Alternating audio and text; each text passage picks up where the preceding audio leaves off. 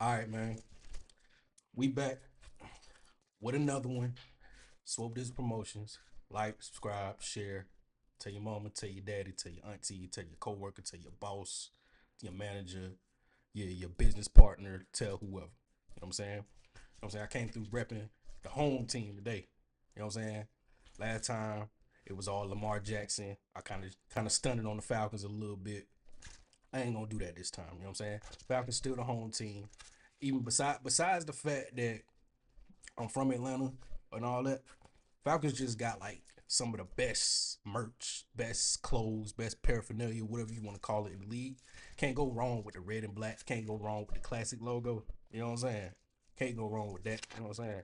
Since we've been around since 1966, the grits, blitz, and all that. You know what I'm saying? It's still Falcons. You know what I'm saying? Don't get it twisted. Lamar Jackson, that's my boy. I wish he could. You know what I mean? I wish he could have came to the Falcons. You know what I'm saying? But all in all, Falcons still the home team. They still gonna get my support. You know what I'm saying? I just know when to check in and when to check out when they be acting a certain way. But it is what it is. It's cool. So on to what we here for. You know what I'm saying? Forbidden Door, AEW, New Japan, Ring of Honor, Stardom, CMLL, all them. You know what I'm saying? Recorded the highest attendance for the O2 Arena in history. 18,992. They would have squeezed in another 8 people. You know what I'm saying? To get it up to 19,000 if they could. You know what I'm saying? I feel like they squeezed in them last little two or however many it was to make it 92. You know what I'm saying? They in the standing room only. You know what I'm saying? They ain't playing no games. And how it looked in there, you know what I'm saying? Just from certain shots I saw, it just looked amazing. You know what I'm saying? But we finna get into the show. So we can start with the 0 hour a little bit. We ain't really gonna cover too much of the 0 hour, but it is Forbidden Door, and you never know who you gonna see. So on the 0 hour, we got a bunch of bodies from other companies. We got Michael Oku, who wrestled for Rev Pro, the company that's housed in Europe or whatever. You know what I'm saying? They main guy. He made an appearance, teamed up with Kevin Knight and them, Speedball Mike Bailey, fought Ricochet, Gates of Agony or whatever. That was cool to see. They lost. You know what I'm saying? Michael Oku actually took the pin from Ricochet. Seen that boy Despy. You know what I'm saying? That boy Despy teamed up with Yuya Uemura, who was also both of them from New Japan Pro Wrestling. Despy, one of the best junior heavyweight wrestlers of all time. Yuya Uemura, youngin, coming up in New Japan Pro Wrestling, teamed up with Roger Strong and Kyle O'Reilly. You know what I'm saying? They fought against the Crew, Leo Rush and Action Andretti, Hechicero and Josh Alexander. Seeing them in the ring all together was cool. Like it was odd when I first saw it, but then the bell rang and I was like, oh well, we got it's some real killers in the ring. Like I said, Yuya Uemura coming up in New Japan Pro Wrestling, he actually got the pin in the match, and then you got Despy, who, like I said, been one of the greatest junior heavyweights in New Japan Pro Wrestling history. Crew, think about Crew, right? Particularly Leo Rush. Leo Rush was in one of the best of Super Junior tournaments I've seen since I started watching New Japan back in 2023. I'm talking about him, Hiromu Takahashi, who we gonna talk about later. Um, Yo, Master Wado, Despy, who else? Taiji Ishimori, a bunch of folks. I think Mike Bailey was in that Best of Super Junior too. You know what I'm saying? So that Best of Super Junior 2023 was one of the best tournaments I've seen since I started watching New Japan. You know what I'm saying? It's a lot of people that got a little bit more experience with New Japan than me, but for me personally, that was one of the best Super Junior tournaments I've ever watched. But anyway, we got them. We seen the War Dogs fight the Ops. You know what I'm saying? A lot of people don't really care for the War Dogs like that. Not like this iteration. A couple years ago, might have been last year, 2023, whatever. Another member of the War Dogs, Alex Coughlin, he went down with a major injury.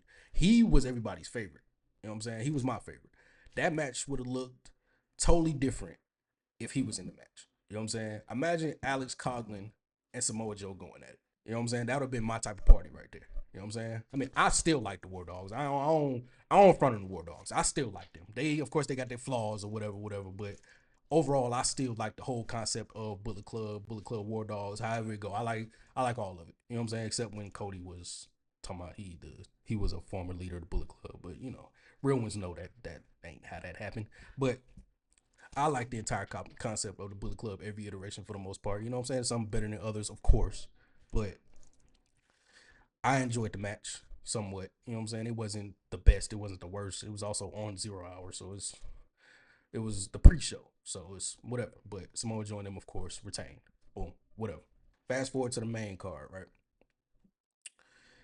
We start with Edge, Adam Copeland, whatever you want to call him in 2025, teaming up with his old best friend, Christian Cage. This is their first time teaming up in more than a decade. You know what I'm saying? Definitely, of course, their first time teaming up in AEW. This is something we didn't think we was ever gonna see again. You know what I'm saying? Christian went his way. You know what I'm saying? Was gone in TNA for a second. Came back to WWE. Dipped out again. We ain't seen him in a minute. Of course, Adam Copeland, Edge, he had his neck fusion surgery in like 2009 or whatever, had to dip. You know what I'm saying? Came back to WWE around 2020, 2021, won Royal Rumble, fought Roman Reigns and Bryan Danielson, aka Daniel Bryan at the time, in the main event of WrestleMania triple threat match. Roman retained. After that, Adam Copeland dipped out, showed up in AEW in 2023 at Wrestle Dream, and we like, holy crap, holy shit, Edge and Christian, we about to get them at AEW. And when Adam Copeland first showed up, he was like, "Yo, we both on the end of our careers, literally the tail end. Let's go ahead and do this." Christian was like, "Nah, dog."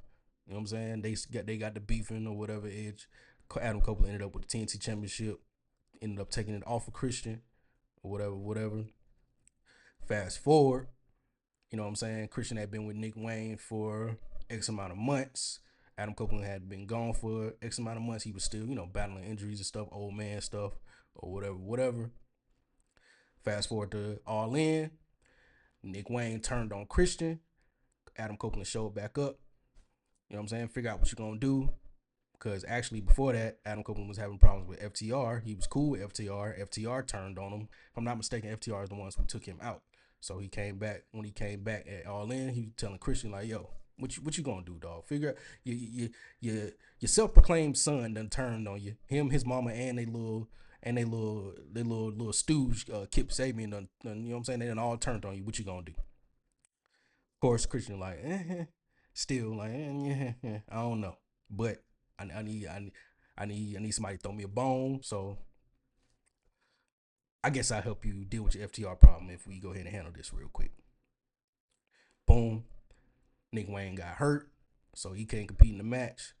Bring in a returning Luchasaurus, aka Kill Switch, whatever you want to call him. You know what I'm saying? He ended up teaming up with Kip Sabian. They fought Edge and Christian. Edge and Christian got the dub. The match might have been a little bit too long, but it was cool. You know what I'm saying?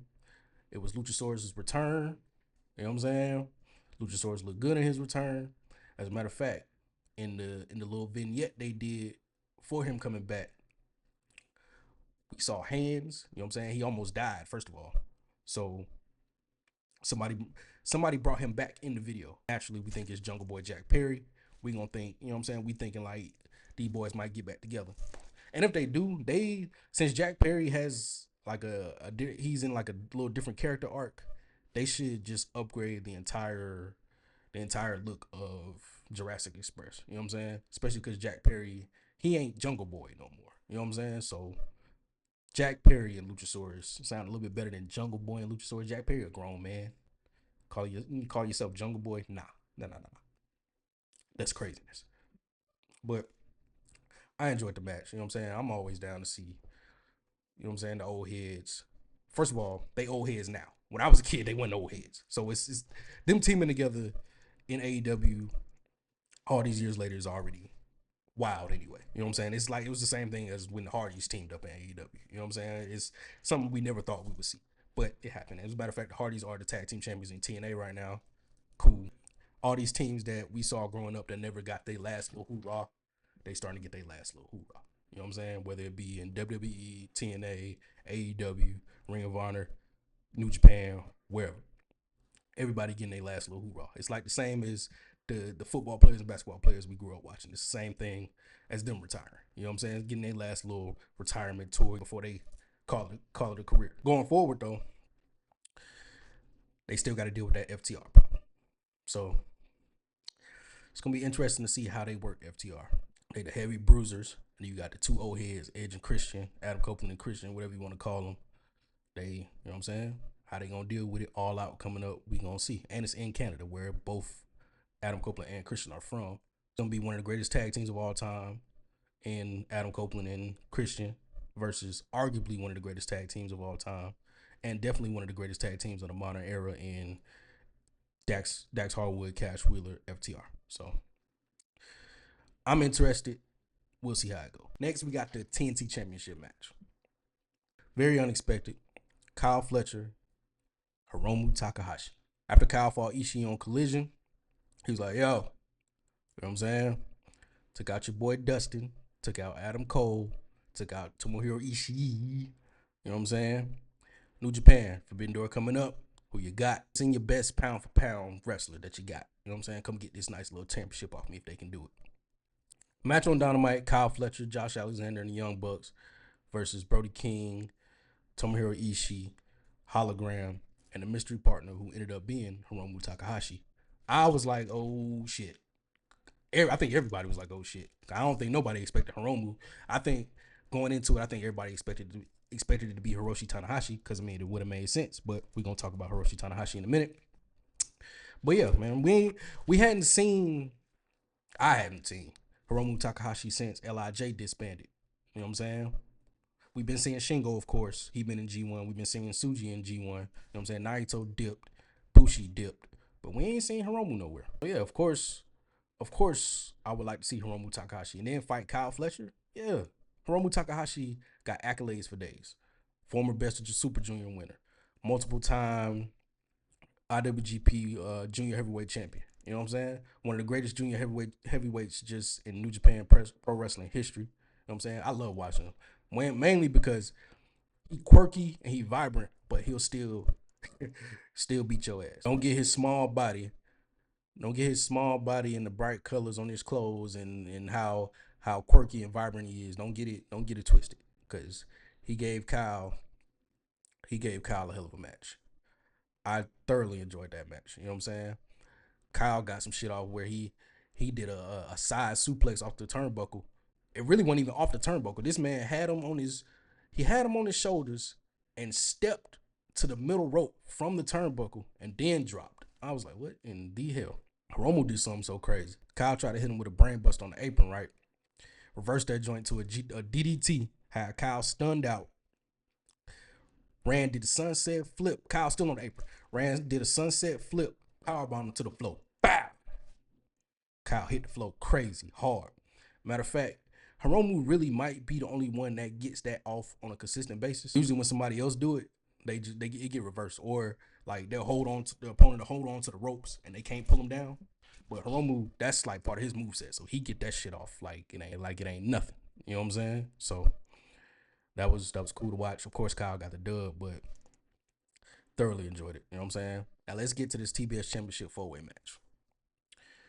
You know what I'm saying? Of course, Mercedes Moné, the champion, came out, had the red coat, not red coats, what are them things called? The Royal Guard holding each one of her championships, came out in something crazy, fitted up. You know what I'm saying? You know how she do. Fire entrance once again. Alex Windsor, of course, who qualified by winning the women's 4-way on Dynamite. Persephone, young killer, straight from CMLL, you know what I'm saying, came in doing her thug thizzle, you know what I'm saying, we've been seeing her for a minute, so that's one of the people I guessed would be a possibility from CMLL. Boom. And then you got the big one, Big Bo Z, Big Bozilla, you know what I'm saying, that was my guess, you know what I'm saying, that was my guess from Stardom, you know what I'm saying. She just got there. You know what I'm saying? She's 20 years old, 21 years old, second generation wrestler, straight from Germany. Her daddy was a wrestler too. You know what I'm saying? Big killer. Big, you know what I'm talking about? Big Bozilla. You know what I'm saying? Big Bo Z. You know what I'm saying? Big, talking about bringing back true sinners with this one. You know what I'm saying? Not sinners, centers. Like, you know what I'm saying? Like Shaq and them. You know what I'm saying? Real get in the paint. You know what I'm saying? And she was in the paint the whole match. Whole match was built around trying to get her out the way. You know what I'm saying? They trying to pull all kind of techniques. First of all, Mercedes don't want no parts. Mercedes ain't want no parts. She like, bro, get this big ass girl away from me. Y'all let you, Alex and Persephone. I'm gonna let y'all two handle that, and I'm gonna come in and clean up after the fact. You know what I'm saying? Whether it be one of y'all or her. You know what I'm saying?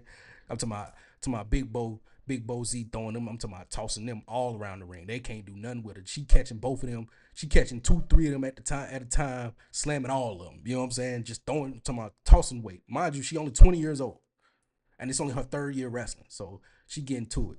She looked good on American programming, American wrestling programming. You know what I'm saying?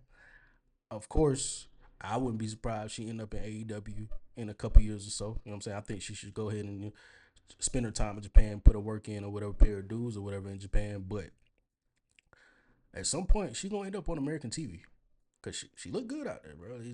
Like I said, she throwing her weight around. She bringing back true centers. You know what I'm saying? Bringing back that real in the paint, big man, big girl wrestling. I ain't seen a force like this for real that could really do it since doggone Awesome Kong. You know what I'm saying? I'm talking about throwing weight around, like come through like somehow another Mercedes snuck in the dub. You know what I'm saying? Great match though, amazing match. Everybody wanted to see what Big Bo Z was gonna do, so it was real fun seeing her. I actually wouldn't be surprised if at some point she get one of them dual contracts with AEW and Stardom. It's some real killers that she can get it in with in AEW. So we'll see how that go.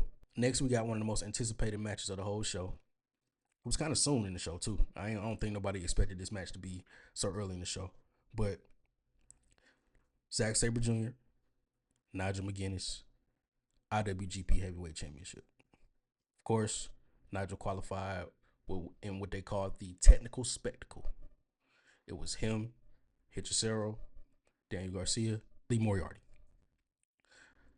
Nigel McGuinness got the dub. Boom, boom, boom. Told Daniel Garcia, yep, I want you to be by my side, my boy, when I go take on Zack Sabre Jr. And that's how it was. So when Nigel made his entrance, right, Daniel Garcia walking with him, everybody noticed he got a towel in his hand. So my first thought is immediately, all right, so this how this finna go. Zach finna have Nigel hemmed up to where we think he can't get out of it. Daniel Garcia gonna throw in the towel. Match gonna be over. Nigel gonna get pissed off because he threw in the towel. Ain't anybody tell you to do that. And then Daniel Garcia for the heel turn. Didn't go nothing like that. Didn't go nothing like that. So we get into the match. My boy Bryan Danielson is on commentary. That's a key point of this because, like I said in my previous video, both of them have disdain for Bryan Danielson. And the crazy part about that is Bryan Danielson himself was like, you know what? Nigel McGuinness hates me. He take every single chance he get to bury me on commentary when I'm in the ring. I'm gonna do the opposite, and I'm gonna call this thing right down the middle. There's two killers, you know what I'm saying? Two technical wrestling gods. I'm a technical wrestling god, so I'm just gonna go ahead and call this. I'm gonna be the bigger person and go ahead and call this how it's supposed to be called. And that he did. That he did. Match going on. Match amazing. You know what I'm saying? Two of the best technical wrestlers of all time. Two generational technical wrestlers. You know what I'm saying? It's homecoming for both of them. You know what I'm saying? And my favorite thing about watching two technical wrestlers fight is seeing the differences between them when it comes to the style of technical wrestling. But of course, you know what I'm saying? Everybody, it's a bunch of holds, bunch of submissions, but there's always differences. You know what I'm saying? Bryan Danielson ain't the same as Nigel McGuinness. Nigel McGuinness ain't the same as Zack Sabre Jr. Zack Sabre Jr. ain't the same as Kurt Angle. Kurt Angle ain't the same as Bret Hart. You know what I'm saying? They all technical wrestlers, but they all got their little things that they do differently. And Bryan Danielson said one thing. He was like, Zack Sabre Jr. might be the most scientific technical wrestler I've ever seen, which is crazy because Zack Sabre Jr. will have your hand, your arm like this, and then have your foot like up here at the same time. You know what I'm saying? He'll have you in like three different holds at once. So it's like my neck hurt, my arm hurt, my foot hurt. I don't even know which one to try to escape first because if I try to escape one, it could enhance the pain on one of the other holds. You know what I'm saying? And that's kind of what Bryan Danielson was talking about. It was crazy. But Nigel, he's stronger than Zach. And he a better striker than Zach. So Nigel was getting lariats off left and right like it wasn't nothing. At some point in the match, Daniel Garcia did get involved. Everybody like, oh shit. Matter of fact, Zach had Nigel in one of these holds, and Daniel Garcia tried to push the rope forward to help Nigel grab the rope. You know what I'm saying? The ref was like, bro, back up. You can't do that. And then at some point later on in the match, Zack Sabre Jr. ended up outside the ring and ended up talking shit to Daniel Garcia, like, bro, get out the way, bro. Like, before I fold you up too out here. And Daniel Garcia was like, man, please, I want to wrestle you. You know what I'm saying? So that might be something for the future, but we'll see. All in all, Zack Sabre Jr. got the dub. You know what I'm saying? I think he rolled Nigel up, which is crazy because when he fought Bryan Danielson the first time and Bryan Danielson pinned him, he was like, bro, you ain't beat me in technical fashion. You pinned me, sure, but you ain't make me tap out or nothing. And oddly enough, he did the same thing to Nigel McGuinness. Now, of course, after the match ended, Nigel McGuinness got his standing ovation or whatever. You know what I'm saying? He in front of a hometown crowd. Daniel Garcia get in the ring. He's standing behind Nigel with the blank face. Of course, we all think it's time for that. It's time for Daniel Garcia to go ahead and stomp Nigel out or something. Do what he gonna do? Turn heel on him. Didn't happen, which is fine. But it's like, when? You know what I'm saying? When is Daniel Garcia gonna go ahead and do that thing? And I think everybody share this. I think everybody share this sentiment. Daniel Garcia should just go ahead and just turn back heel and be Dolo. You know what I'm saying? Last time he was a heel, he was with Jericho and all them. Nah, he was looking corny.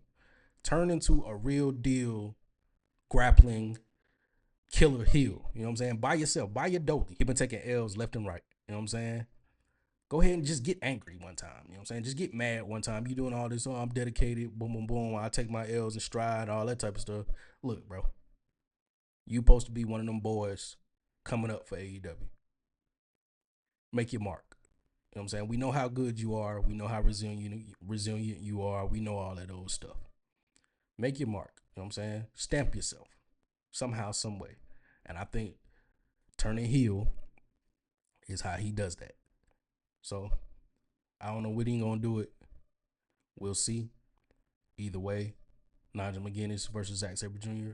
for sure lived up to the hype. I'm probably gonna watch that match 2-3 more times, just whenever. I enjoy a good technical wrestling bout. A lot of people call it boring, but you gotta really know what you're looking at. You know what I'm saying? These is two, like Bryan Danielson said, two scientists in the ring. It's different from, you know what I'm saying? It's different from striking and doing a regular collar elbow tie up. Nah, whenever these two dudes lock up, some two great technical wrestlers lock up, you don't know what they gonna do. That little simple collar elbow tie up might turn into motherfucker be motherfucker foot be right next to his earlobe. You know what I'm saying? So that's the greatness of technical wrestling to me. I enjoyed the match. Like I said, I'm gonna probably watch it 2-3 more times or however many more times. It's one of those. I done seen Bryan Danielson versus Zack Sabre Jr. 50 times, both matches, the one in New Japan and in one in AEW. I done seen both the matches 500 times. So I'm probably gonna watch Nigel McGuinness versus Zack Sabre Jr. the same way. Following Zack Sabre Jr. and Nigel McGuinness, something very interesting happened. Let's rewind back a little bit. During the 8-women tag team match on 0 Hour, right? Tekla and Queen Aminata, they got the hooking. I'm talking about they got the hooking and they went all the way backstage. I'm talking about they brawling all the way to backstage.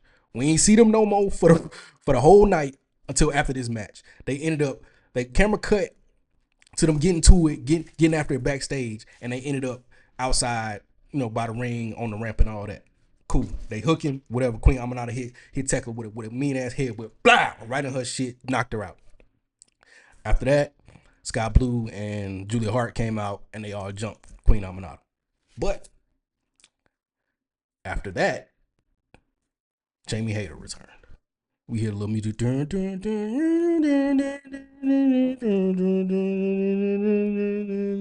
I'm sitting here thinking Willow music finna pop. You know what I'm saying? Because she was in the match earlier. I'm thinking she finna come out and help Queen. Nah. Jamie Hayter came back. She had the crib too. So I kind of guessed this a little bit. I kind of guessed Jamie Hayter was gonna come back, but it slipped my mind in the midst of all that.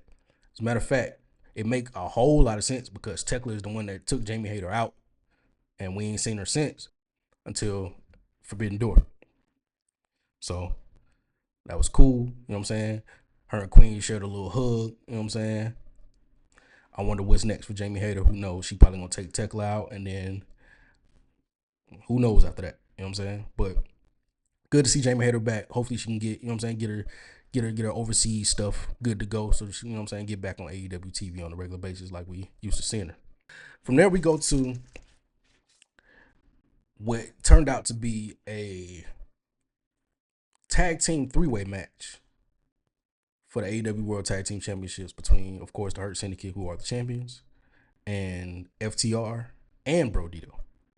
Now, nobody expected this to be the tag team championship match. Of course, we had the tag team eliminator tournament. Bro Dito and FTR ended up being in the final, where they went to a 30-minute time limit draw. So they made it a 3-way. Cool with me. A lot of people had a problem with it. Cool with me. Cool with me. Whatever. I just didn't know what to expect. I was just saying it would be cool to see a clash of styles between the Hurt Syndicate and Bro Dito, or just the straight bruiser work between the Hurt Syndicate and FTR. And we got to see all three. You know what I'm saying?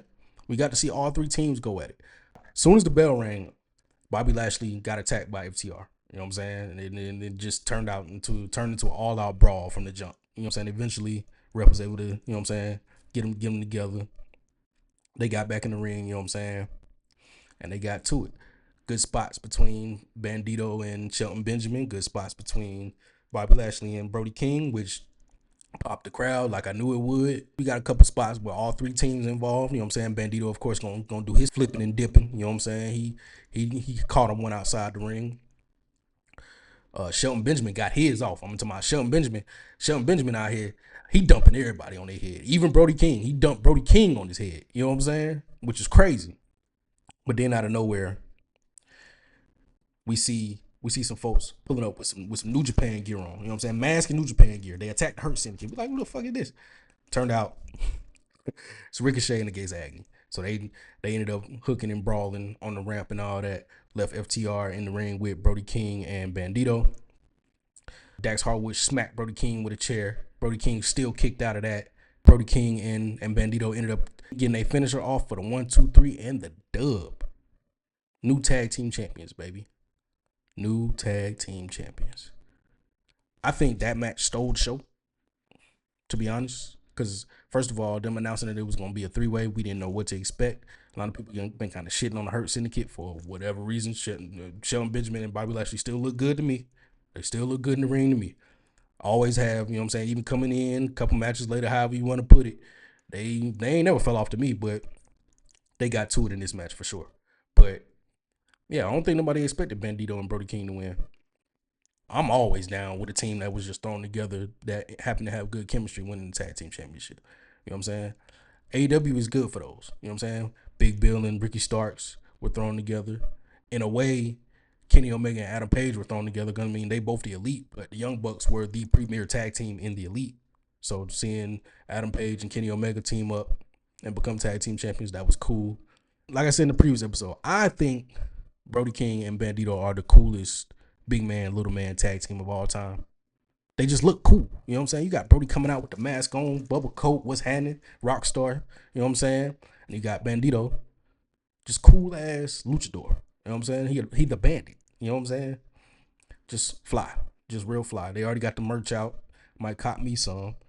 But I'm excited for what they do next. Brody King and Bandito are both killers within their own right. And they've turned into a killer tag team. So we shall see. Next we got another match that was highly anticipated. Swerve Strickland, Kazuchika Okada, AEW Unified Championship. Now, of course, we know Okada called out Swerve for taking out the Young Bucks at All In. Swerve like, what's happening with it? What you gonna do about it? Matter of fact, let me get that belt up off you since you want to talk crazy. Okada said, say no more.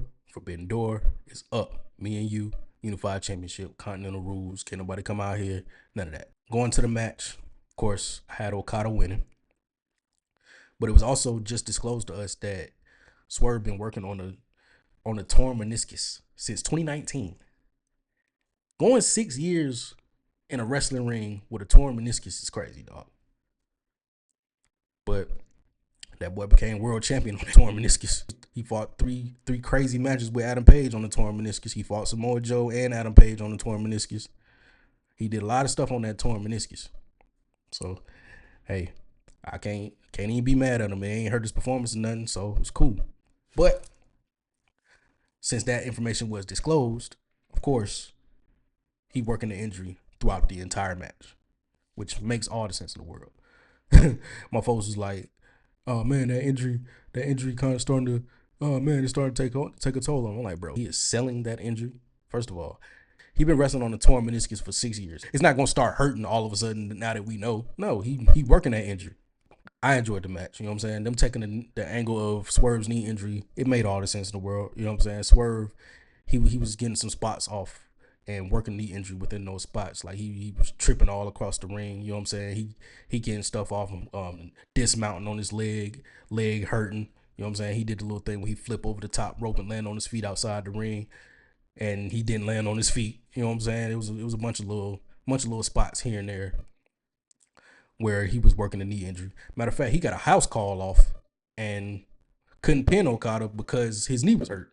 So there was that. Okada ended up hitting him with the Rainmaker, blah, for the 1-2-3 and retention of the Unified Championship. The most interesting thing that happened though, after the match was over, Okada stomped out Swerve. Don Callis came down to the ring, of course, because he couldn't be out there during the match because it was Continental rules, no interference, no none of that. He stomped out Swerve, put Swerve knee between the steel step and the ring post. So that, first of all, that's already pain. I can't move. Then he took a steel chair, started smacking Swerve knee. He helpless, he hurting. Boom. But then, shit got crazy. Out of nowhere, Wardlow comes. We ain't seen Wardlow in I don't know how long. This motherfucker look even more menacing than he looked before. Somehow this motherfucker got bigger. He out there looking like Rhino. You know what I'm saying? This man done joined the Don Callis family. Don Callis family got like 50 people in the group now. One of the illest factions in wrestling right now, in my opinion. Better than House of Torture. Better than a lot of factions in wrestling right now. You know what I'm saying? The Akatsuki from Naruto, they ain't got shit on them. You know what I'm saying? You got Josh Alexander who can get to it, but he one of the enforcers. Hechicero, an enforcer. The whole group full of enforcers. You know what I'm saying? Everybody can enforce some shit. You know what I'm saying? You don't really want a 1v1 with none of these motherfuckers. You definitely don't want them to jump you. You got Lance Archer, you got Josh Alexander, you got Hechicero, you got Brian Cage, who hurt right now. You got Rocky Romero, who the plug, who the, you know what I'm saying, the liaison between New Japan, AEW, and CML, just all the wrestling companies. You know what I'm saying? That's what he there for.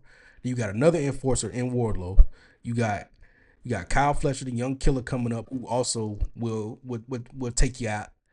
Of course, you got Okada. You got the Alpha, the God, Konosuke Takeshita, who just won G1 Climax. So, you know what I'm saying? He big body flexing. He came out like, he was the last one to come out too. Like, his music hit on his own. Like, oh shit, here go that boy. You know what I'm saying? Now we wonder, like, is he finally going to face off against Okada? Because, I mean, they both in the group, but everybody want them to fight each other, which I think they will at some point. Is he going to turn babyface? What's going to happen?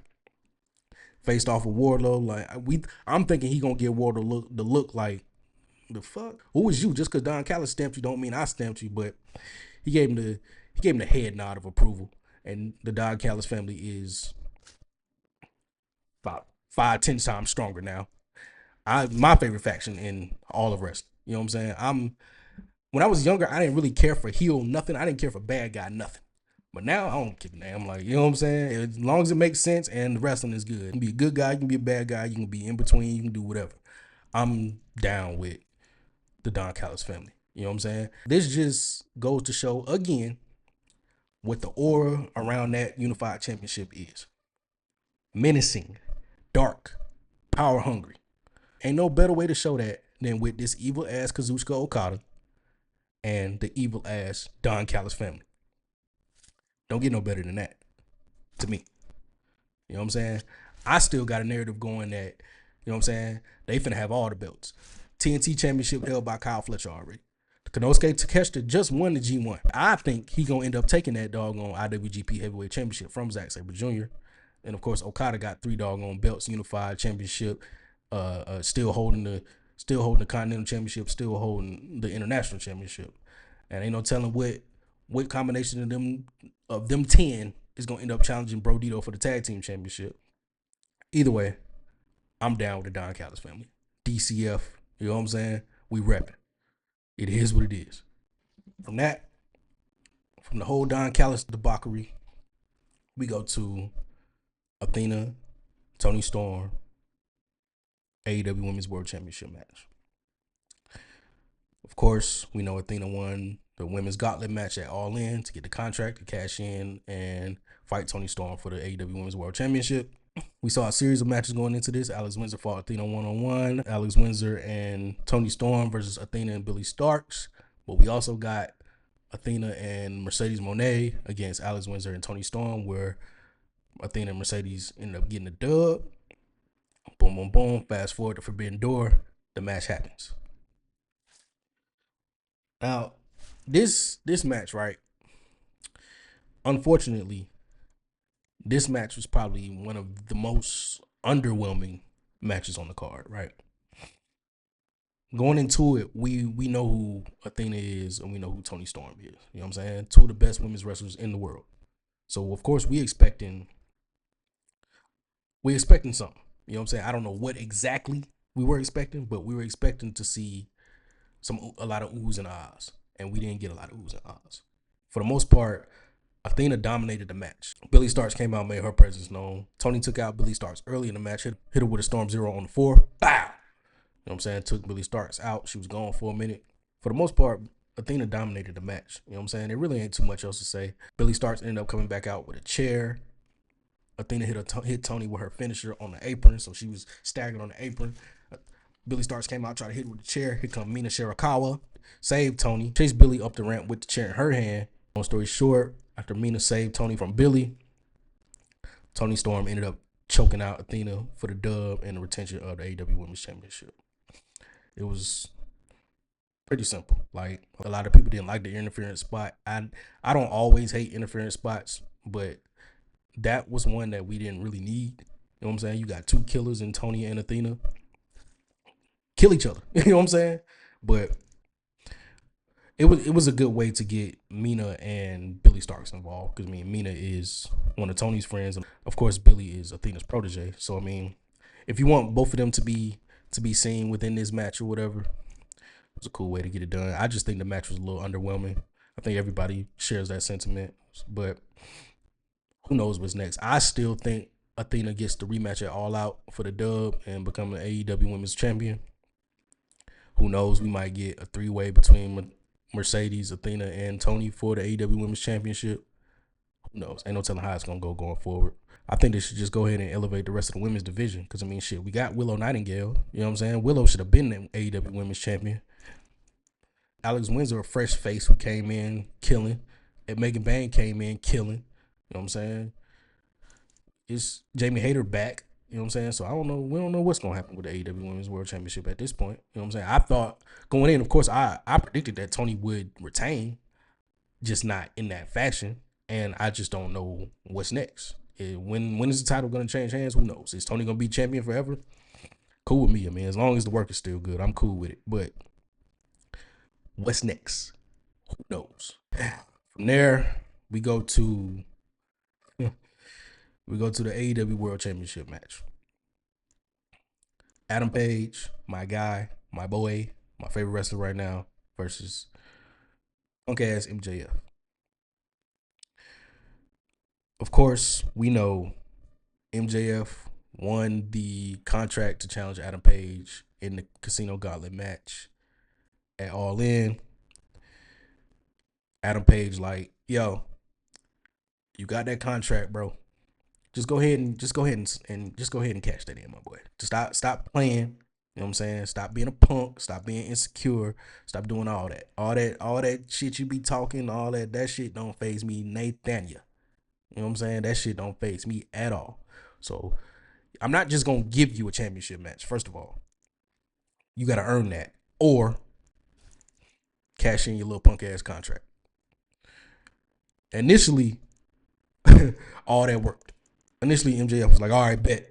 You know what I'm saying? I ain't no punk ass. You know what I'm saying? I ain't no bitch ass. You know what I'm saying? I ain't no punk. I'm a cash in. Everybody like, all right, bet, cool. Cashing in, sign the contract. We're gonna get it bracking. MJF gonna lose, and he gotta go to the back of the line, start all the way over. But no. It's not how it happened. Stupid ass MJF or the stupid ass MJF move. Attacked Mark Briscoe. Had Ricochet and Gates of Agony with him. Poured some gasoline on him. Showed on the big screen, wide and page in the ring or whatever. He like, here, I'm gonna set your boy on fire unless the stipulations of this match, the title can change from DQ, title can change from count out, and I ain't got to cash in his contract. Of course, Adam Page didn't want to see Mark Briscoe get burnt up on live TV. So he says, okay. Blah, blah, blah, blah. Typical MJF shit. Match comes around. Typical MJF shit. MJF trying to do everything in his power to get Adam Page disqualified, trying to do everything in his power to get Adam Page counted out. Don't get me wrong. For that to have been the stipulation, I think they worked it pretty well. I didn't like the stipulation from the jump, of course. Nobody did. But I didn't hate the match as much as people did. To be fair, I don't hate MJF matches when the turnout is him losing. You know what I'm saying? When his fuckery turns against him, I'm all for that, because who don't want to see a motherfucker who always trying to get over on somebody get got over on? At one point, MJF pulled out his little punk ass dynamite diamond ring, told Adam Page, go ahead and hit me with it. Go ahead, put it on, hit me. Of course, Adam Page wouldn't do it. Spitting that man, MJF spitting that man's face. Adam Page get mad, put the ring on, ball his fist up like, what's happening? Bryce Remsburg like, bro, don't even, come on, bro, don't even do it. Hangman didn't do it, ended up spitting in bruh face. But then, somehow or another, Bryce took a bump, fell, blow, ow, ref taken out. Max hit his little heat seeker DDT, and then hit him with the 1, 2, 3. Adam Page's foot was on the rope, and Bryce was still rattled from the bump he took earlier. So he made the 3 count, but never actually called the match. You know what I'm saying? But then Mark Briscoe came out and was like, here, it ain't going down like that, because MJF beat Mark Briscoe the same way he beat Mark Briscoe with his. Mark had his foot on the rope and the ref didn't see it. So Mark Briscoe came out like, we ain't finna do that. You ain't finna win the same way you beat me. You definitely ain't finna win the championship the same way you beat me. So that happened. Security trying to hold Mark back. Adam Page still got his foot on the rope through all this. You know what I'm saying? So by the time Bryce wake up, he see Adam Page foot on the rope, and he ain't made the call. He ain't called a match over. He ain't called nothing. It almost looked like he don't even remember what happened. Like, he just woke up like, oh shit, foot on the rope, match still going. And then of course MJF did some more MJF shit. He brought the CMLL light heavyweight championship belt plus the contract in the ring. You know, try to distract Bryce, and then Bryce like, bro, what are you doing? And he ended up hitting Hangman with a low blow. Hangman kicked out. Bryce going over there to check on Hangman. Max slip on the dynamite diamond ring. Bryce like, what the hell is you doing? Caught him. Got the ring from MJF. Took the ring. Tried to take the ring to somebody on ringside, so he ain't looking. Adam Page smacked the shit out of him with the contract. Smacked the shit out of him with the contract. Hit him with a dead eye. Boom. Hit him with a buckshot. Boom. For the 1, 2, 3. Cool. I was just glad the shit was over.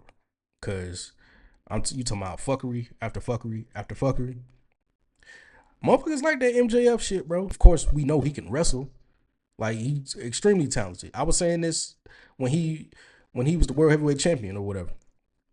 He got all the tools. He just used them shits in the corniest ways. You know what I'm saying? And he did that here. Like, he can't never just take a straight up L. Like, everything gotta be a spectacle with him. You know what I'm saying? It's always some type of up and down emotion. Like, bro, it's enough up and down emotion just by you almost winning the match in any kind of way. Like, we would respect it 100 times more if you just took a L in stride. You know what I'm saying? You can't never just take your L's and call it a day, bro. It's always got to be something crazy. Like, bro. And people gonna try to put people trying to put this as an indictment on Hangman. No, it's not an indictment on Hangman. Of course, Hangman ain't trying to doggone go through all this shit. He told this man like, yo, all your little fuckery and shit, bro. Like I ain't going for it. And if it's anybody who could overcome all of MJF's fuckery, it is Hangman Adam Page. And now we get to the main event. Lights out steel cage match. Jon Moxley, Claudio Castagnoli, Gabe Kidd. That's this iteration of the Death Riders. And the Young Bucks versus Will Ospreay, Darby Allin, Kenny Omega, Kota Ibushi, and the ace of the universe, Hiroshi Tanahashi. Like I said earlier, I thought Tanahashi was going to fight Kyle Fletcher for the TNT Championship. I thought we were just going to get us a nice little TNT Championship match. You know what I'm saying? I thought Kyle was going to take the old man out back, and we was going to call it a day. Last match in London. Nah. my boy said he got to go out with a bang. We know Darby Allin been chasing Jon Moxley and the Death Riders around trying to get him a match with Jon Moxley. Jon Moxley been dodging him. Well, Ospreay came out one day on Dynamite and said, all right, you want to dodge my boy Darby? Because Ospreay and Darby promised that they would help each other take out the Death Riders. You want to run for my boy Darby? Cool. I got something for you. Lights out steel cage match. My boys and your boys. Let's do it. He already said Kenny Omega and them. Boom. He already said we knew Darby Allin was in the match. Boom. And then, when he announced Hiroshi Tanahashi, boy, everybody was like, huh? Tanahashi doing what? What's his last match in London? Of course, everybody thought, you know what I'm saying, he gonna get a high fly flow off the top of that steel cage off. Matter of fact, he tried, and they was like, hell no. That man tried to climb a ladder, and Kota Ibushi and Will Ospreay was like, hell no, old man, get your ass down. And then Will was like, shit, I'll do it though. I'll go ahead and do it. My boy went up there, did him a nice little moonsault off the top of the cage. But the match overall was just murder, death, kill, homicide, carnage everywhere, bodies everywhere, smacked everywhere. Everybody getting their shit off. Some funny shit that happened though. Young Bucks went up under the ring, thinking they finna pour some thumbtacks out of bag or something, some thumbtacks, some glass, something. The motherfuckers dropped the bag and some motherfucking gummy bears came out. Funny as hell.